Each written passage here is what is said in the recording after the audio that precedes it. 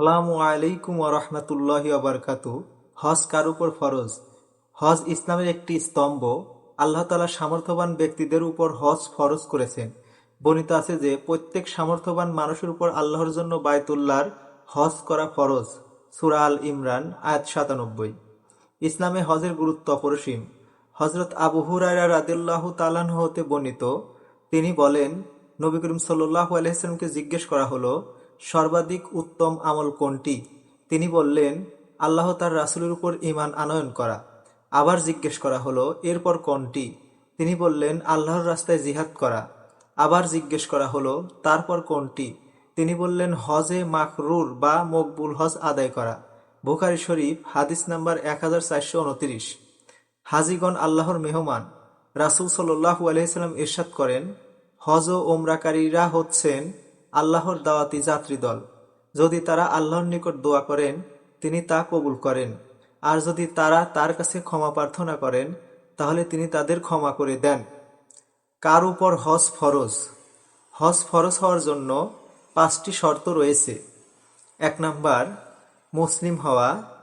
2 number, আকল থাকা, অর্থাৎ বিবেকবান হওয়া, পাগল না হওয়া। 3 নাম্বার, বালেগ হওয়া, প্রাপ্তবয়স্ক হওয়া। 4 নাম্বার, আজাদ বা স্বাধীন হওয়া, অর্থাৎ কারো গোলাম বা দাস না হওয়া। 5 নাম্বার, দৈহিক ও আর্থিকভাবে সামর্থ্যবান হওয়া। সামর্থ্যবান বলতে দৈনন্দিন খরচ বাদে হজে আবশ্যকীয় প্রয়োজনীয় যে পরিমাণ টাকা প্রয়োজন, তথা যাওয়া আসা, সেখানে থাকা খাওয়া ইত্যাদি, যে পরিমাণ টাকা থাকলে ব্যক্তির উপর হজ করা ফরজ হয়ে থাকে, সে হিসেবে দেখতে হবে বর্তমান হজ করতে গেলে কত টাকা লাগে। সে টাকা উক্ত ব্যক্তির কাছে থাকলে তার উপর হজ করা আবশ্যক।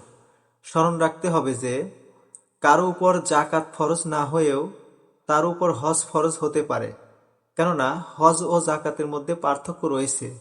হজ ও জাকাতের মধ্যে পার্থক্য হলো, জাকাতের সম্পর্ক নির্ধারিত নিসাবের সঙ্গে, আর হজের সম্পর্ক মক্কায় আসা যাওয়ার খরচের সঙ্গে।